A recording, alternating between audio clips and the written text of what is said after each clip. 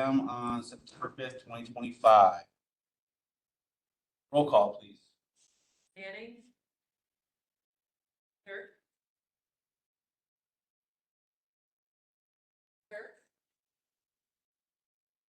Sorry, here. Cosgrove. Here. Frank. Here. Severson. Present. Fleming. Here.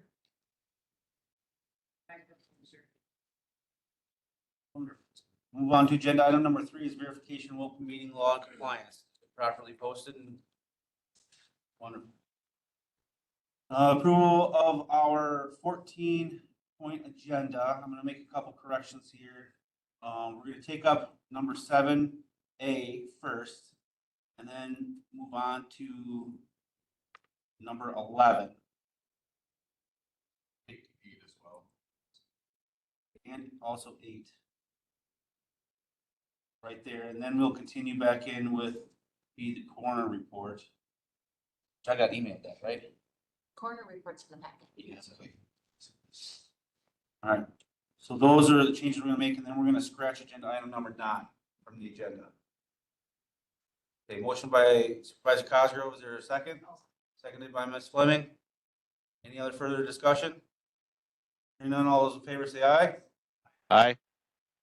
Opposed say nay. Motion carries.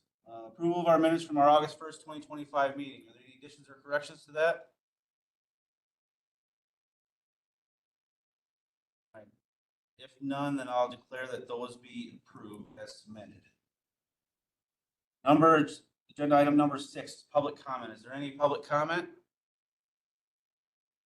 Mr. Ewing?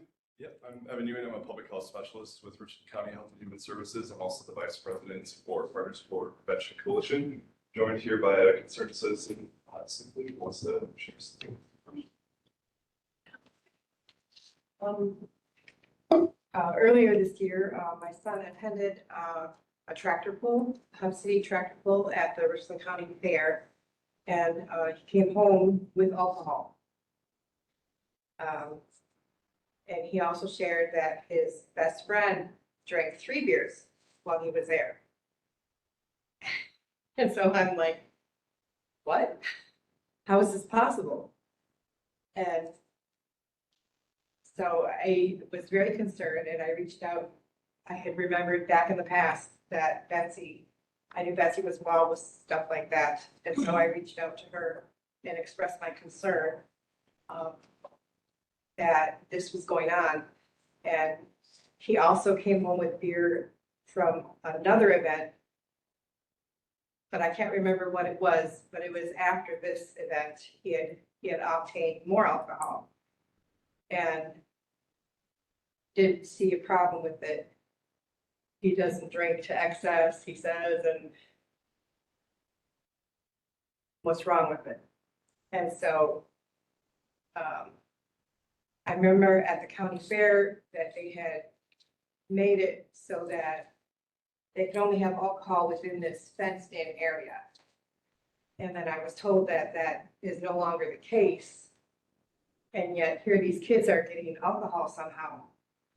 And when people start to drink, they lose their sense of, maybe they wouldn't do that when they were sober, but once they're drinking, sure, here you go. You can have it. What's wrong with it? There's nothing wrong with it. And so the children need to be protected from drunk people who don't see anything wrong with it, even sober people who don't have a problem with it. If they're gonna drink alcohol at events like that, it should be in an enclosed area and they can't take it out. I don't see any other reason, any other way to protect children from getting it. If people can just walk around with alcohol and give it or sell it to the minors. Because it's happening. Seems very easily. He said he walked around with a protective cover, you know, that keeps your drink cold. And that's how he was carrying his beer around unopened. So I don't know.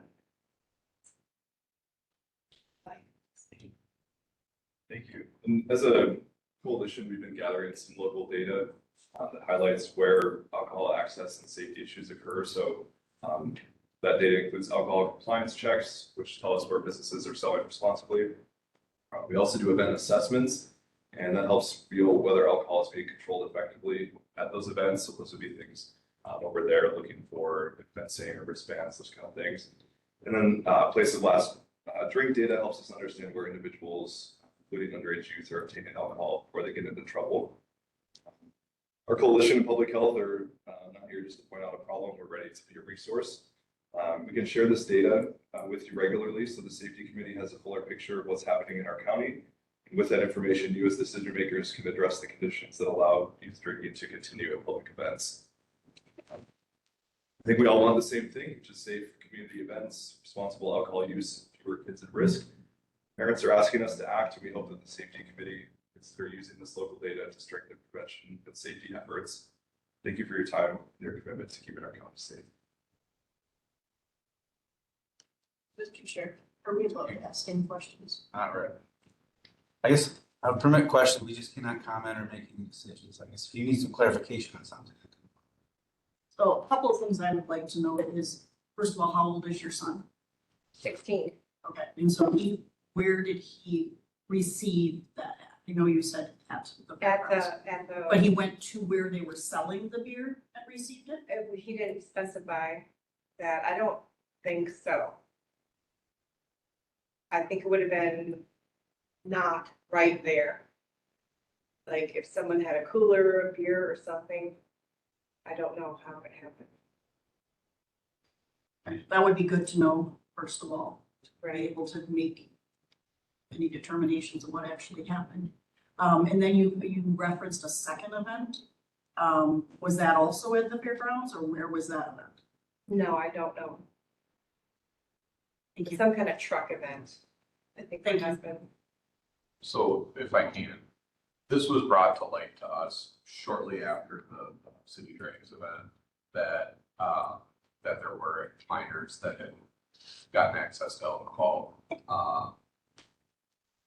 We reached out to the organizers of the event. They said there was an issue with some training of some of the staff, or they were short-staffed and kind of pushed somebody into that role. Was that kind of how it was described? So they weren't adequately trained.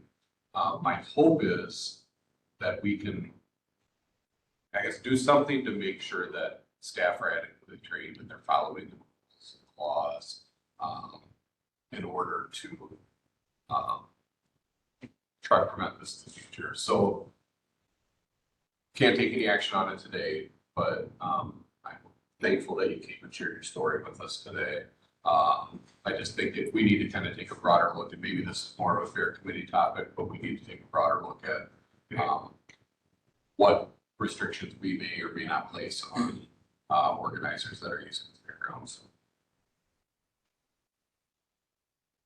And I would encourage talking with the township of Richland, because they're the ones that should be providing or making sure that that organizer would have their license.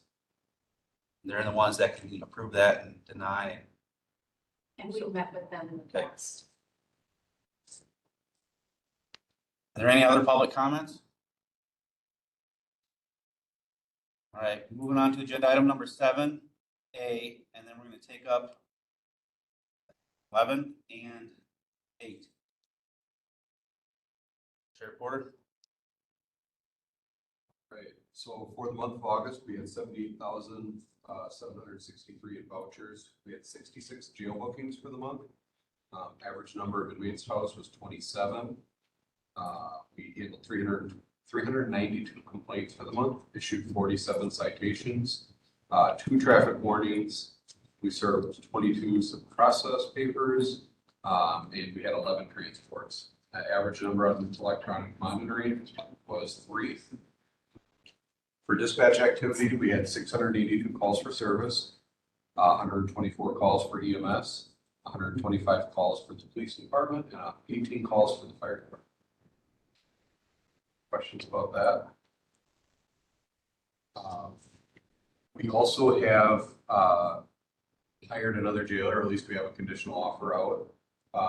So we have a conditional offer with Andrew Ditka. Andrew currently works for the highway department. And we're wrapping up the background and stuff on that, but he should be starting with us, I believe, on the 17th is what we had set for that. So we're excited to be back at full staff with the addition of Andrew and look forward to seeing how he does.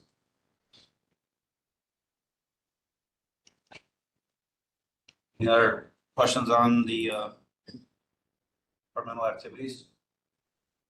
Okay, agenda item number 8.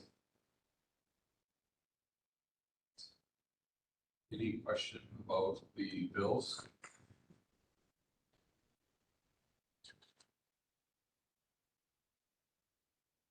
Do we have any questions, concerns? Did they look through that?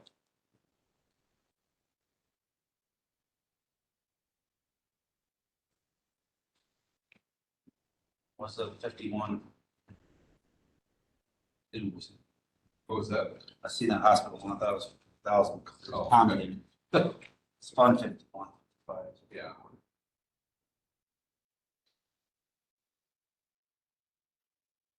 Was TC Auto Works for 5,000?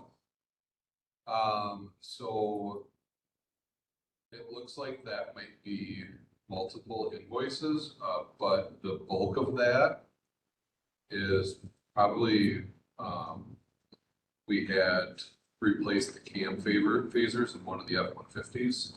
So I think the bulk of that is probably that. I can find the bill.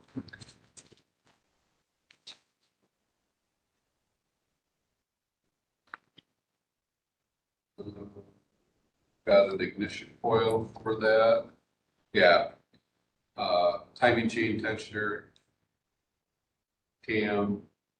Seals. So that was the camshaft sprockets. That was that one that needed the cam phasers replaced. We were getting dangerously out of time on the truck.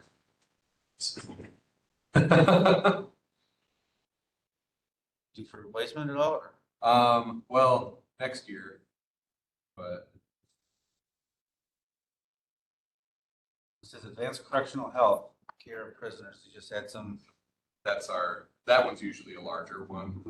That is our contracted medical services for the jail. So, Any other questions on monthly bills? We don't need to approve those, or do we?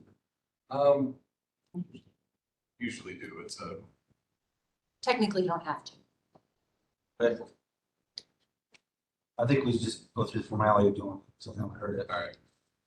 That works.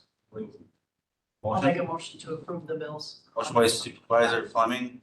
Second. Pay the bills, seconded by Chad Cosgrove. Is there any further discussion? Hearing none, all those in favor say aye. Aye. Opposed? Item number 11. Discussion and possible action to authorize vehicle revenue to be placed in the Fund 170.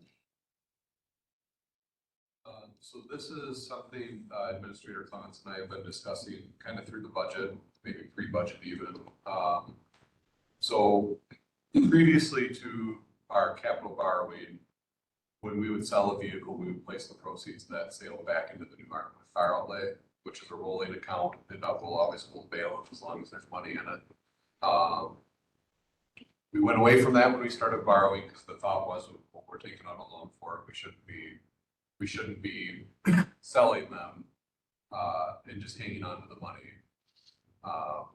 So I guess the thought is that can offset how much we have to borrow. So if we sell them and put the money in this rollover account, it'll sit there until the next year when we buy new cars again, and then we have to borrow that much less to complete the project. So we would like to start putting the money back into that fund. So that's something you used to do and then stopped doing for Yep. some reason? Yeah, Why was it decided? not to? So, it was a board decision. so we decided at the time that other departments were always wanting vehicles. And so they were going out and borrowing money to go get a vehicle for the course of their job. So they were going through enough vehicles, thought that maybe since we've already purchased it as a county out of one general fund, Let another department use it. let them use it to satisfy their need. So work something out. I think most people have taken opportunity now, those departments that needed a vehicle have them, right? So I think, Now it's time to go back. I think it could, yeah. So highway has two of ours.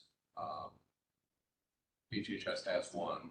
Ambulance. Ambulance, they still have one or they sell that? Still have it. Okay, they've actually went through, they're on their second one, I believe. They sold one and are on their second one. So, but yeah, So motion would be appropriate, I guess, if you guys maybe would approve. Make a motion to authorize the vehicle revenue based upon 170. So a motion by Supervisor Fleming to authorize vehicle revenue to be placed in the 170s, or second? I'll second. Seconded by Supervisor Turk. Further discussion? None, all those in favor say aye. Aye. Opposed say nay. Motion carries. Anything else that needs to be brought up before us? Okay. On to agenda item 7B, which is coroner. He did send out a note. You can read that, or want me to read it? Since you want to go? I can read it quick. Okay. Yeah. I gotta find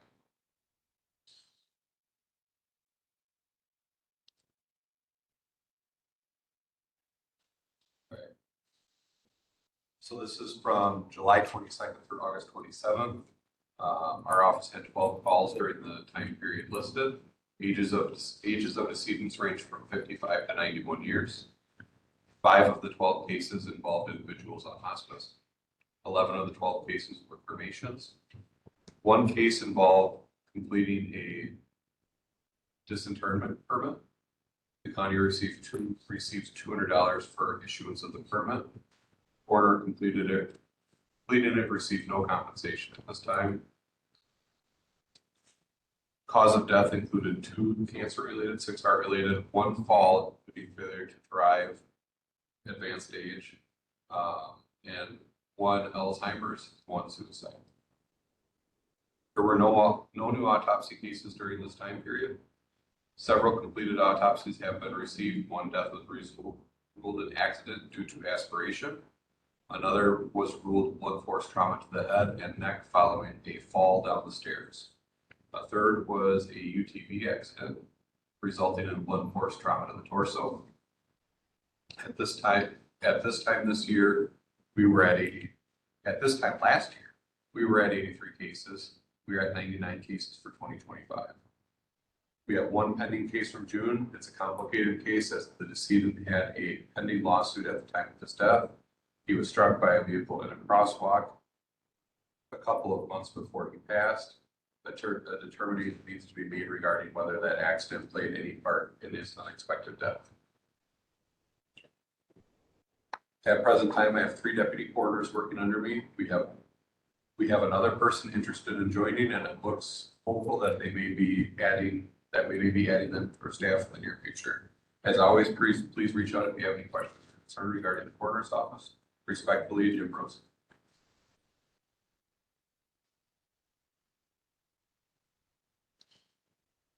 All right. You want to comment on anything, or?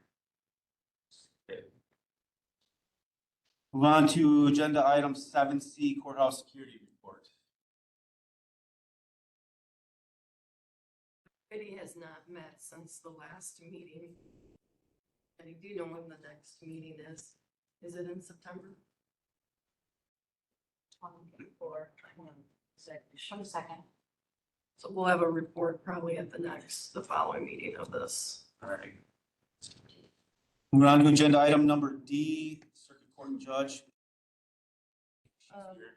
She's not here. She's actually in a district meeting for the judges.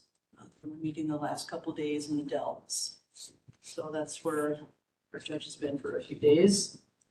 One thing that she is planning on though, there's a lot of preparation work for Justice on Wheels that will be coming here in October. So it's kind of an exciting event that's going to take place. So that's all I have to report from the judge. Agenda item number 7E, clerk of court. Good morning. I did not prepare a written report, so I'm just gonna tell you guys a couple months of not nearly sure if you had a quorum and a lot going on. I thought, wing it. So, we did receive our larger circuit court support payment due to the state budget increase. That was the work of the Clerk of Courts Association. And of course, supported by the Wisconsin County Association. The check was approximately, it's like 20-some% larger than what we would normally get, so that's nice. County usually receives that payment in July, but because the Director of State Courts Office had to figure out a new calculation, they have a lot of factors that go into how they divvy these out. So they still have like a base that is allocated per branch that you have. We're a one branch county, we have one judge. And then the rest of the calculation is based off of use of guardian ad litems, how much you collect for guardian ad litems. We collect almost dollar for dollar on guardian ad litems, and so we may not get as much support payment as other counties that don't. And interpreter use. Certified interpreters get us the most, so we use 100% certified interpreters. And then I report that activity each time that we have interpreters and the detail of that. And so that goes into the director's calculation as well. So I think our payment included like $3,700 of interpreter reimbursement. And I think there may be more that we would get at the beginning of next year too. It's like they go July to end of June, whereas we go January to end of December. So it's a little, the calculations are split over those months. As a kind of follow-up to what the clerk of courts have started and the large amount of education advocacy that we did with the state legislature and even with the Wisconsin Counties Association, a panel of us has been asked to speak at the Wisconsin Counties Association conference coming up. I think it's in Madison. I'm on that panel. There are 4 of us, 2 from small counties and 2 from large counties, including our current president of the association, that will be presenting more information about the clerks of court and the role of the county portion of the circuit court system to kind of continue that.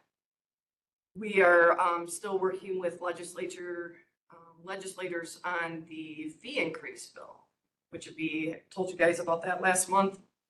So now that's gaining lots of co-sponsors in both houses now at Madison. So we're optimistic that we're going to continue to try to level that disparity between the state and the county and try to get the system back to more of an equal state-county partnership as it was originally intended.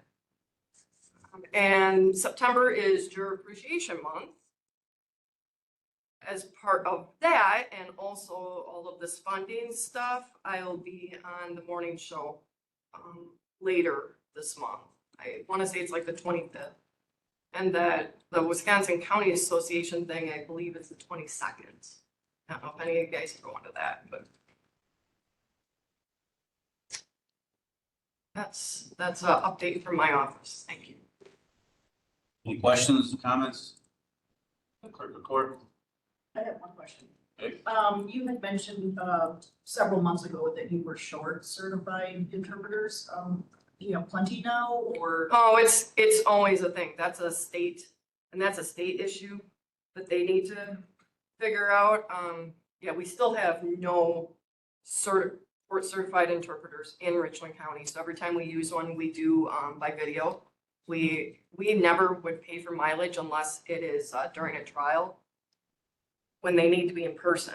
But we're also trying to get that legislation changed and trying to get those Supreme Court rules changed on that too, to allow interpreters during trials to be by video, because then that greatly reduces counties' cost So there's like this interpreter subcommittee that's looking at a lot of different ways to recommendations for the counties and in the meantime, what they can do to lower costs and recommendations to the state of how maybe they can improve their program so they can get more people through to the point of certification.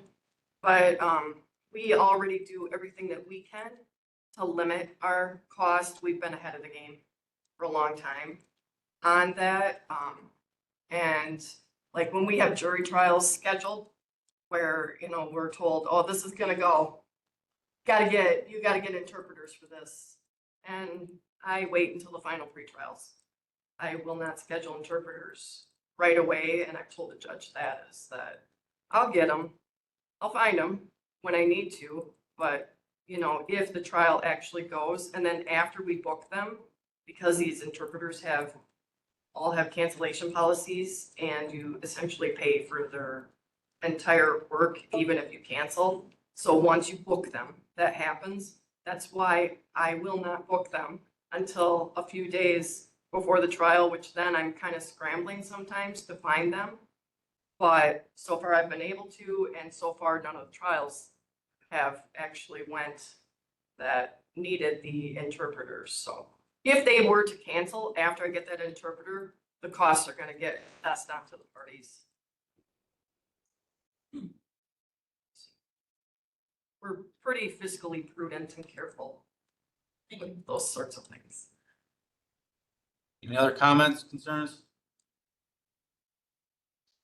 All right, moving on to agenda item number 7F. Register and probate. Okay, my current register and probate is out of the office today. That's why I am here on her behalf. Next week, she will have a register and probate conference. So it's always good to have that. It's almost like continuing education to better ourselves. Last month, I attended a juvenile conference up in Stevens Point, and that was very beneficial to me to learn how to handle some juvenile cases. Currently, our office is under budget, so that's a plus for 2025.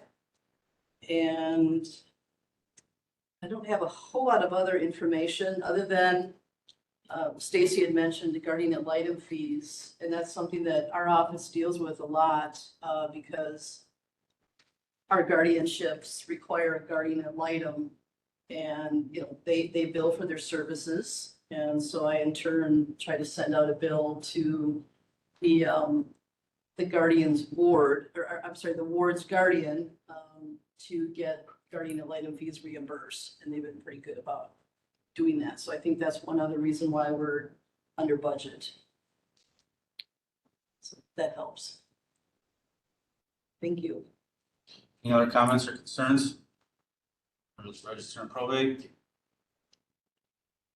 All right, moving on to agenda item number 7G, District Attorney D.A. Harper. Sure, just a couple of things. One, I'm having continued discussions with our jail administrator. We have a real problem in the area where, okay, for all criminal actions, there's a big Venn diagram, right? One of them is mental health. One of them is, I like Venn diagrams. One of them is mental health. One of them is addiction. One of them is criminal thinking, essentially. And so my job in some respects is figure out where a defendant is. Is it mostly addiction? Is it mostly mental health? Is it mostly just someone's just a criminal, chronic criminal? And you kind of figure that out and you kind of work for a disposition, you know, within the law, et cetera. There's a real problem and it's a problem for the jail. It's a problem for administration of the jail. It's a problem for individuals. It's a problem from a criminal justice perspective. We have people with severe mental health problems who end up in the jail. And that is an ongoing discussion with our jail administrator and Health and Human Services and law enforcement. Brief example, we had an individual who was homeless, who was brought here from another jurisdiction for reasons I won't get into, not related to the criminal justice system. This is an individual who ended up sleeping outside of the courthouse for a while. She was homeless, yelled at the judge a few times coming in. general concerns about this woman. A few days later, she ended up someplace else. She caused a big disturbance. She ended up getting arrested. She has serious mental health problems. She is sitting in our jail. She has been sitting in our jail for some period of time. We are going through a competency process with her. She was found to be incompetent. She has to be brought to competency before her case can continue. She is currently number 128 on the list for a bed in a mental health institution. So she's sitting in our jail. So part of that is a state resource problem, right? The state needs more beds. We need more beds. The other issue, though, is that there is a way to connect with the mental health system in a way outside the criminal justice system, meaning chapter them, which is a Chapter 51. It's an involuntary commitment, those kind of things, the criteria that has to be met. The health professionals say, well, they're pretty much never met if someone's in the jail because you have to be a danger to yourself or others. If you're in the jail, you are not a danger to yourself or others. Therefore, you don't get a civil commitment. So I have a person sitting in jail who, if I released her, if I let her walk out of the jail, she would go do some things which are very dangerous to herself or others. And that's the only way she can access the mental health system. And it could happen immediately. I arrest you, you're mentally ill, it can be ameliorated, you're a danger to yourself or others, you get picked up, you get taken to the hospital says yes, tick, tick, tick, and you get sent to Mendota or Winnebago. So we are having an ongoing issue with getting people evaluated for a Chapter 51 while they're in the jail, which means I keep threatening just to let them out. Then I say, okay, this is stupid. I'm gonna let you out of the jail. I know you're gonna get a 51. We're gonna let you out of the jail, and then you're gonna go do something that's dangerous to yourself or others. And then we're gonna say, oh, now we're gonna take it. That's dumb. It's not Here's the good. flip side though, you doing that, and then all they cause harm to somebody else, and you knew that that was gonna happen, come back on us. Yeah, and at some point, well, it comes back on mental health. Who won't evaluate while in the jail to determine if they are released from jail, are they going to be dangerous to themselves or others? So the only way to get this person to access the mental health system is for me to say, mental health, go look at them. And then I rattle my saber like, I'm gonna let them out. They're $500 signature bond. They should not be housed in the jail. They are mentally ill. It is not good for them. It is not good for the administration. It is not good. I mean, for instance, this one individual, they can't even put her in another cell with someone else. So now they've got to maneuver. How are we going to keep our inmates not housed with this one individual, right? It creates a lot of trouble. It creates a lot of liability. It creates public safety concerns. It touches on criminal justice concerns, as I believe the jail is never appropriate just to house people. We also can't let her out because she'll be dangerous to herself or others, hurt herself, hurt others. That's not good. So here we are. Anyway, that's a larger discussion, ongoing discussion, and somewhat sometimes feels like an intractable discussion. Northwest Connections, they'll They love. get on the phone call, and then they'll interview the person, and then the person could say whatever, and then Northwest Connections will say, I don't think that they need a Yes. chapter, blah, blah, Yes, blah. because they talk to the person who's like, yeah, I'm not crazy. Yeah. I'm fine. And they don't even Instead put of- eyes on the person. And they don't talk to law enforcement, where law enforcement can say, she's mumbling, she's walking around town recently, she's wearing a pink dress, I only just happen to remember that, and she's wielding a hammer, and she's breaking stuff with the hammer, and she's coming at the cop with a hammer. But when they talk to her, she's like, oh, I'm fine. Nope, she's not getting a chapter, so we arrest her. And she's arrested, and she's released, then she gets out, she gets going with her hammer again, and then we get her back to the jail. Fortunately, if you can say this, she went nuts in the jail. Nuts. And they could not, using all of their techniques for de-escalation and those kind of things, could not get her to not be dangerous to herself and others. I think one of the only times I've seen anyone chaptered out of the jail. So we did get her out of the jail in that circumstance. But yeah, Northwest is usually, yeah, no. It's a problem.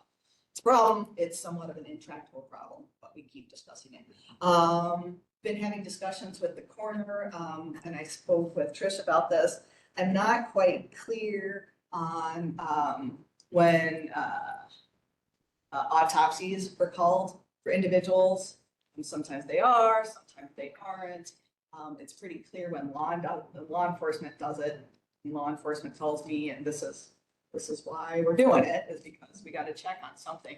But I know law enforcement often says, why is that person going for an autopsy? They just got clobbered in a UTV crash. Why are they going for an autopsy? So there's some questions about, and I don't know what the legal requirements are.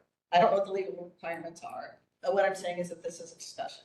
I don't know what the legal requirements are for the coroner as far as what they have to put on their documents. I don't know if they need manner of death, which means accident, suicide, natural, those kind of things, or if they need cause of death. Was it a blocked fourth artery that caused, right, whatever. I know it's $1,500 for an autopsy out of Dane County, and that does not include a tox screen. I know it's about $150 to take someone down for an autopsy. So right off the crack, we have about $1,700, not with a tox screen. And one, I care because I'm just interested to know what the policy is and what the decisional criteria is for who goes and who doesn't. And my budget that doesn't include salaries and benefits is like $14,000 a year. So you go down for 10 autopsies, and that's more than my entire discretionary budget. So at a time when we are really going to be looking at next year, what are we doing with the money? Everything's subject to what are we doing with the money? So I've been having that conversation. It's been a good conversation. It's been an open conversation. It's probably going to be a continuing conversation, although let's put a plug in for the fact that the coroners get paid nothing to do a whole lot of work.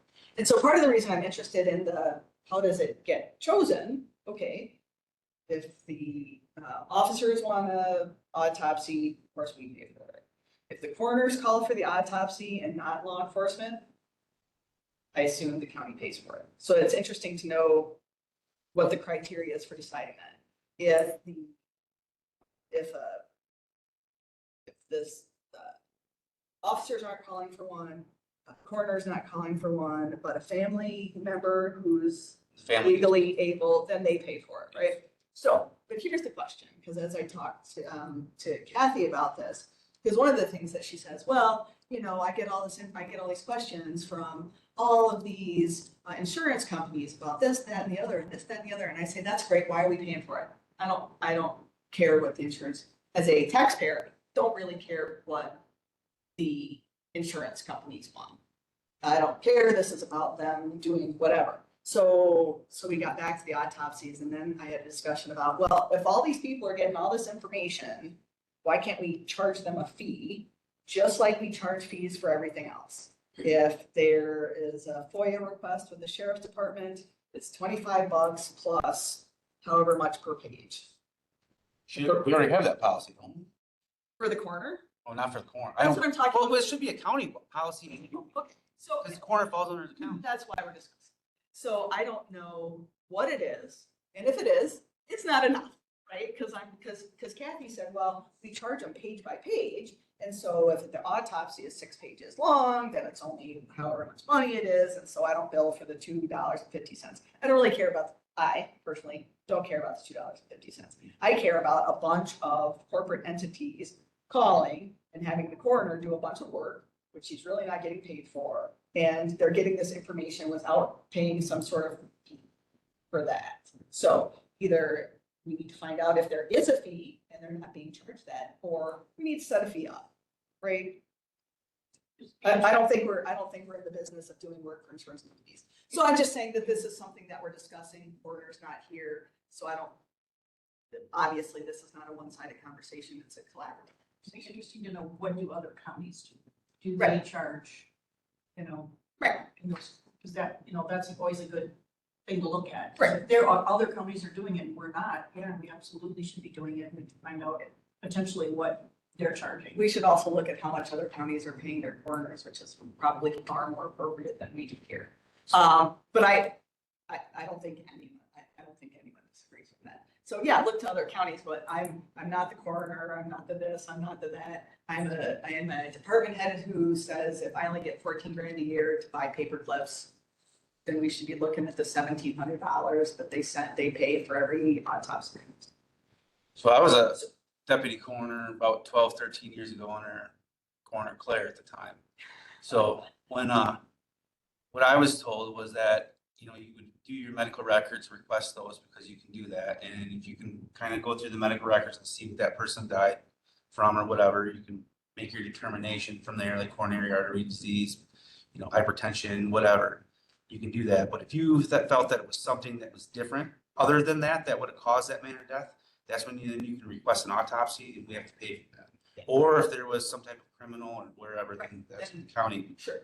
But then if you decided, you know, it was dementia or you had these comorbidities with that, then you would say, no, we're not going to do an autopsy. But if the family requested to have one, then that bill was put on the family to have that autopsy. Sure. And I'm not saying it should be one way or another, or that there's been an abuse of discretion. I don't know. I don't care. But ultimately, I it comes do up to the care. coroner to make that determination Right. whether an autopsy happens or not. Right. And I don't know what the decisional criteria is. I mean, I just don't know what it is. So, and that's up to some sort of evaluation that may rely wholly on right. This is just a conversation. I'm not the coroner. Probably done excellently all the time. I have no qualms with any of the work that I have worked with the coroner in any manner. I've just sort of, the point of this discussion is the things that I'm working on in my office, other than all of my cases. These are the discussions that are going on. And so this is just one of those discussions, which is the only reason I bring it to anyone's attention. I am not the head of this committee, but Madam Administrator, what would you like to say? Sure. So I have had discussions with the coroner's office in regards to this. Also, they do plan next month to bring information on what their requirements are, how do they make this determination? Why do they request an autopsy in some cases and not in other cases? So this is a discussion point that I did have with them this week, that they are planning. We have also talked extensively about the fees that are charged through the coroner's office. And do plan to add some to the fee schedule for next year, because that is something that's usually approved in November. I also think the UW does autopsies also. They So, do. so we choose either Dane County, I think it's who we go through, but I think, I don't know, but it costs, there's a cost difference between Dane County Medical Examiner and UW. There's also an availability issue that comes into that, but it reminds me that through Dane County, we get full autopsies, but I know they perform. They're called long bone autopsies, which are essentially a CAT scan, x-rays of an individual. So if you can see every bone in their body is broken, maybe we don't need to go dig around and find out, that their heart, their arteries was half clogged. And that's only a couple, sorry to speak so crassly, but it's a couple $100 to do a long bone scan instead. But that is not available to us right now. But Kathy's talking about whether or not we can get one of those varieties of autopsies. So that might help. Anyway, it's just a discussion that's occurring between my department and other departments. And so, so I don't know, maybe other discussions are happening, and they are. So that's good. We are exploring, many DA's offices across the state have ESAs, which also stands for emotional support animals. They're they are in DA's offices across the state, and there are also places like Safe Harbor where kids go for forensic interviews. I know I found this out. There are jails and prisons that have ESAs because of all the studies that have to go with animals and anxiety and physiology and all those kind of things. So right now, we're exploring that. There's a lot of paperwork. It's a long process. You got to also get on a list, like a mental health bed, you got to get on a list for a dog. And so that's a long process. So I'm only telling y'all because it's just another discussion that's going on in the office. Another thing is So we were looking, went to the state for a .2 assistant DA to fill the assistant DA position, which is now currently a .8. We were approved by everyone on the planet except the last people who matter. We're like, yeah, no. And ADA positions around the state, there were big winners and there were big losers. And I got sucked up in the big loser. So, but we're reevaluating how the state is reevaluating how assistant DAs are distributed. There's a weighted caseload. It's a bunch of garbage and it's particularly not helpful for small jurisdictions for a variety of reasons. So they're looking at changing the weighted caseload, which we don't, this committee probably doesn't care about particularly, except for it affects our ADA position here possibly. So that's another discussion that's going on.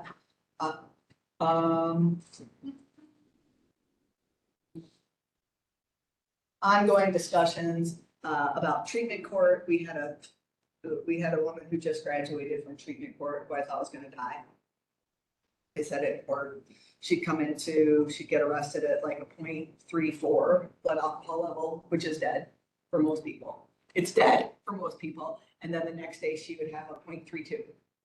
And she'd get arrested the next day and have a .36. It is amazing the amount of alcohol she could use and still be alive for physiological reasons.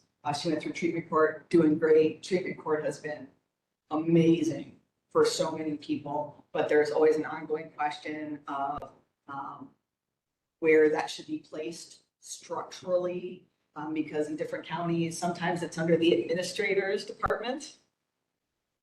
Treatment court is under the administrator's department. Sometimes it's under health and human services. Sometimes it's under the court, and sometimes it's a standalone department. There are upsides and downsides to all of those, but of course, that's always subject to exploration. So I think there are different parties who have different beliefs on where that program should is most appropriately set structurally. So I think that's all I know. Do we have any questions for DA Harper? For ours treatment court, it's under the court system. No, No, it's. it is not. I believe it should be under the court system, and I believe others believe it should be under the court system because it is a treatment court. It is under health and human services for reasons, personality reasons related to our last judge. But I think that should, I think it should be reevaluated. I think that treatment court should be under the auspices of the court because it is a treatment court. We appear in court with the participants and their upsides and downsides to that. But of course, that's always being reevaluated. In my opinion, it's not always the opinion that wins. Or is the best. So. The treatment court coordinator is paid through the grant, correct? Or Yeah. Yeah, there's a grant. but we allow them to be housed over here But it actually runs through Through, Health yeah. and Human Services. to So, manage the fiscal aspect of it, correct? no, the whole, well, yeah, which also means if they hire someone, Yeah. the judge has no control over who gets hired. But that's not true. The judge is a part of the Okay. hiring process. But we discussed this, who ultimately is in charge of who gets hired? Who is ultimately in charge of whether or not the coordinator gets to work from home or not? So who is ultimately in charge of whether or not the coordinator goes to annual meetings that they're supposed to go to? So this is a item that is not on the agenda. Right. And I think if we want to have a discussion about pros and cons of it, I think we should add it to the agenda for next month. Right, so what I did is I talked about this as an ongoing discussion, and then I was asked, is it under the court? And my answer to the question from the member was, it is currently not. The next question was, it was housed there. Yes, it was housed there. It's also money through there. So I do believe I was answering questions. I'm not asking for any action to be taken on it. I don't believe any action will ever be taken on it, but that is an ongoing discussion that's occurring. Fair? Something that I'd like to note about treatment court, just as a financial thing. And as I mentioned, as a follow-up to mine mentioning the state court support payments, at one point, the only counties that were going to receive an increase were those with treatment courts. Most counties in the state have treatment courts. And I will not be surprised that if there is something tied as a condition to the state's support for courts, that counties must continue their treatment courts. So just something to keep in your mind. If somebody says, why do we need a treatment court? That would be an easy, well, you might be losing a whole lot in doing that. So just as a FYI, background information that I happen to know, and thought it was appropriate, you should know that. As you can understand, as I said, there's lots of discussions. All right, anybody have any other questions for DA Harper? We'll go on to agenda item number 7H, emergency management. Bob sent me an email. John's not able to be here today. So I got a little 11 points here that John wants to have shared. For the EM update, current activities include conducting a survey workshop to update the IPP for 2026 priorities. 2, attend and evaluate rail hazmat tabletop exercise. 3, update 10 hazmat facility offsite plans for the local emergency planning commission. Conduct an LAPC meeting, which is the local emergency planning commission. 5 was to review and approve Vernon County hazmat team agreement. So we have that every year that we have an agreement if there's something that they can come down and help us.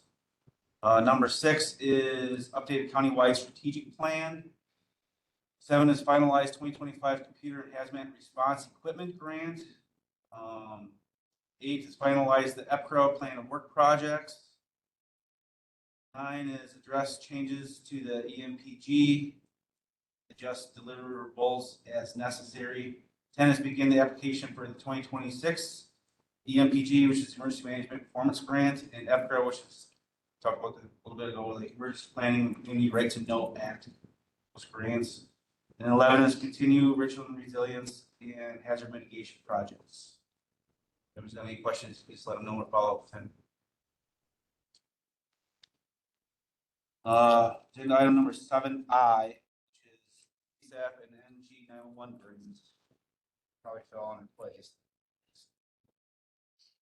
Going on to number 7J, which is radio tower project.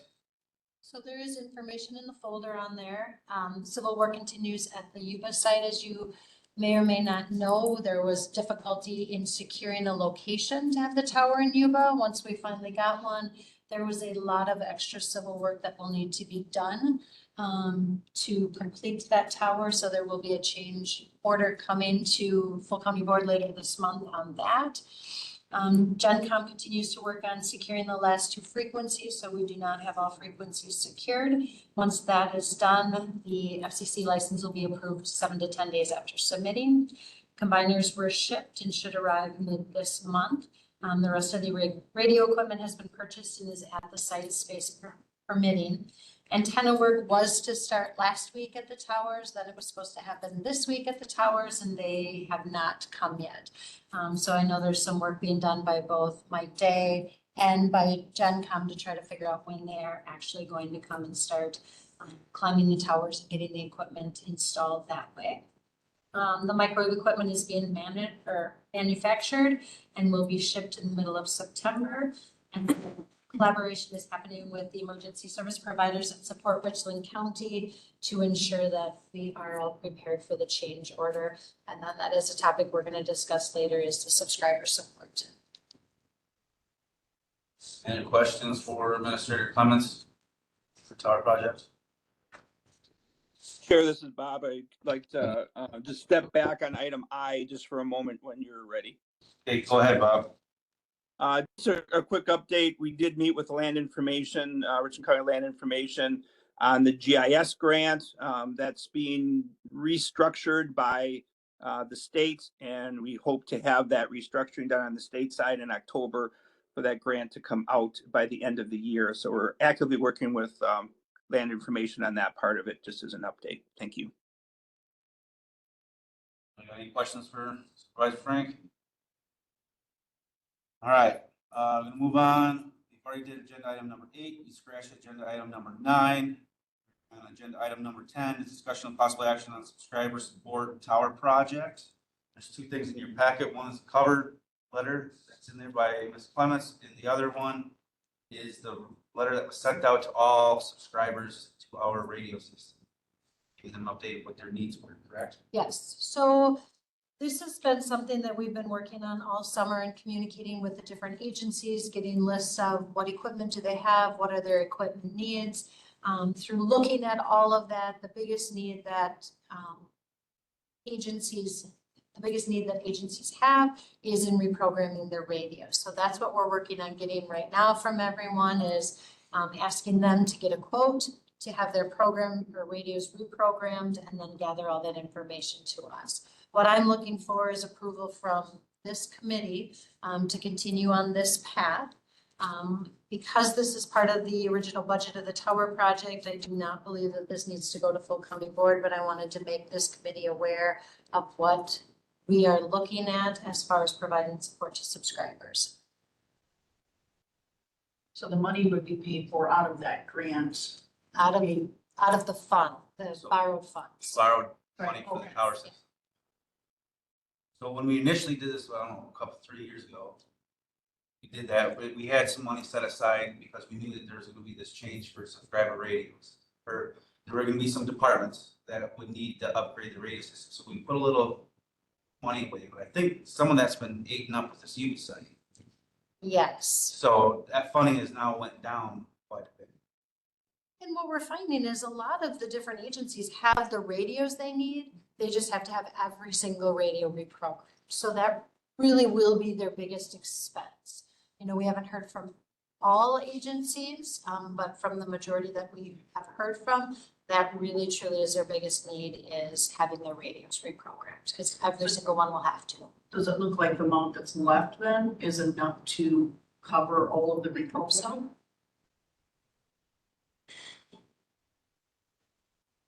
yeah, the UVA change order was over 250,000. So it was huge. And then there's a GenCom change order coming, but I haven't, we still haven't finalized all those details yet. That's one of the subscribers I'm kind of concerned about is Yuba. I don't know what they have for their radios. That would be a better question for Mike Day as he's been keeping track of everything and he's got the master copy. I'm hoping that they're communicating with us, you know, as you see in the letter, you know, we are open to possibly other support, but we don't know what support to give them that they may need if they're not communicating with us. And I'm not saying Yuba hasn't. Mike's been really the one keeping that master copy of everything. So But what those do you other- need from us then right now? It says vote to approve funding for reprogramming, but we don't have the same numbers for funding. So it's just. Because we really don't know everything. So I guess I'm just looking for this committee to approve this plan and that we can use the funds already set aside. I'll make a motion to approve the plan. This is Bob. I'd second that. Okay, so I got a motion by Julie Fleming to continue with the plan that the administrators laid out for subscriber radios reprogramming. Seconded by Supervisor Frank. Is there any further discussion? Yeah, this is Supervisor Frank again. So I guess to answer the Supervisor Fleming's question a little more, that's why we're trying to get the quotes, trying to get the people to get to their radio service companies to get quotes to find out what those numbers are really going to mean. And I think that's going to be a big piece. I'm really thankful for all the agencies that have responded and getting this data. That's hugely helpful. So I hope we can get that from everyone. Further discussion on that motion that's been presented? Call for a vote. All those in favor signify by saying aye. Aye. Aye. Opposed, say nay. Motion carries. Already discussed agenda item number 11. We're on agenda item number 12, correspondence. Any correspondence? Public Safety Committee. Agenda item number 13, future agenda items. Talked about one corner, discussion on some policies. Anything else? I know the sheriff's addendum handbook will be brought back. Any other new or non? monthly items that we always discuss. I do have a comment before we adjourn. Well, do you want Richland Court talked on here too? No? Okay. No, something else. Okay. Madam County Administrator knows my skill sets do not include coming to meetings at all. So I apologize for being obstreperous. I have nothing else. All right, we're at agenda item number 14. Make a motion to adjourn the meeting. Motion to adjourn by Supervisor Fleming, seconded by. I'll second. All those in favor say aye. Aye. Opposed say nay. Motion carries. We are now adjourned. Today, Jennifer. You know what, when I'm in your office, I'm hilarious.